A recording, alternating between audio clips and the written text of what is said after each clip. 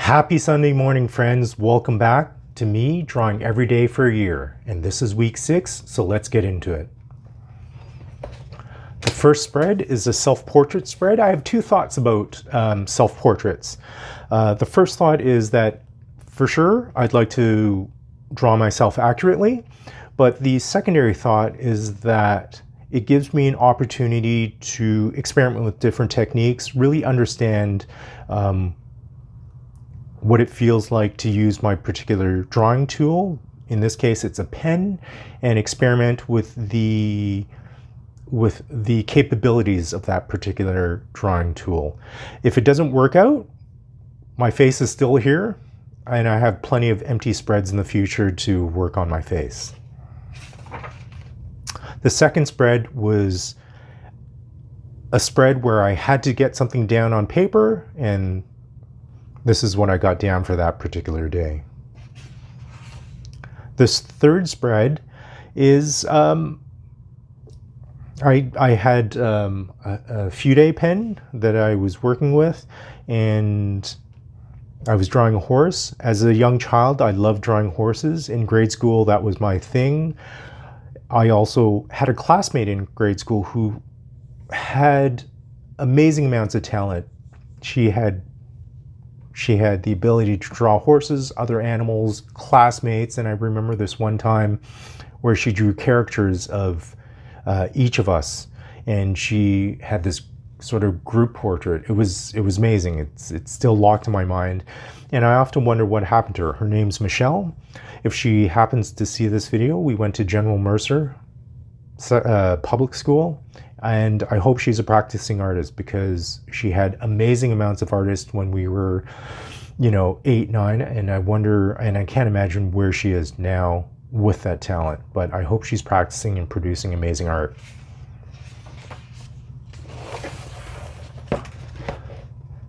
This is my coworker Elmer. Again, he's napping during lunch, which gives me a perfect opportunity to sketch him.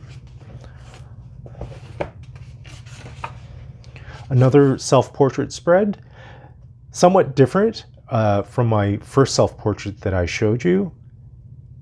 I think I'm a bit bloated with water there because my cheeks are a bit wider, but maybe it's also a reflection of how I was feeling that night.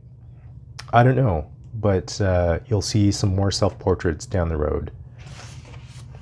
Returning to my roots again, subway sketching.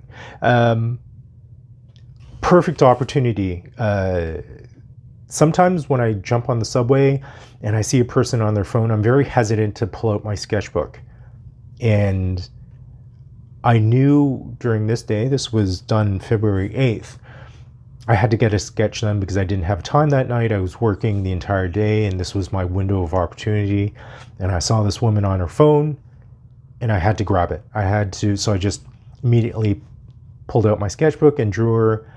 And she left shortly after, and this woman sat down, and despite the amount of sketchbooking on the subway that I've done in the past, I'm still very shy, hesitant to draw somebody who's head on. I'm not too sure how well they'll receive me. They might just walk away, in which case it's fine, or they might get angry at me for sketching them. I don't know, but this is the result of the spread.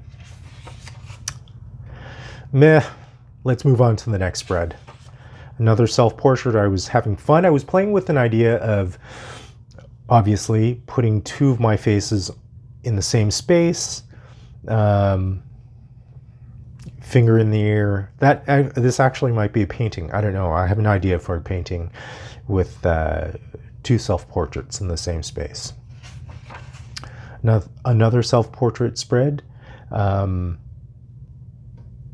have a few ideas going on here using colored pen. There's another artist who I follow on Instagram. He not only is a great artist using paints, but he does these beautiful, beautiful, beautiful pen drawings with colored pens, and I think I'm going to experiment with colored pens. So this is my first attempt at how do I blend two different colored pens to create a third color? And on this side, this was inspired by another artist. His name is Nicholas Arube. And at one part of his art career, he distorted all his portraits. So this was inspired by that idea, self-portrait, where I just sort of elongated my face and narrated as well. And the last spread for week 6 is another subway sketch. This particular gentleman was sleeping. This was my first go at him, and this was my second. I had time on the subway, and he was going nowhere, obviously.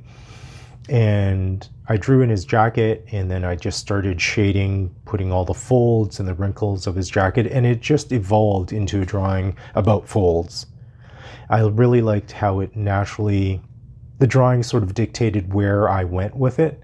And yeah, that's what was going through my mind when I drew this particular drawing. It's a drawing of his jacket and the folds in the jacket.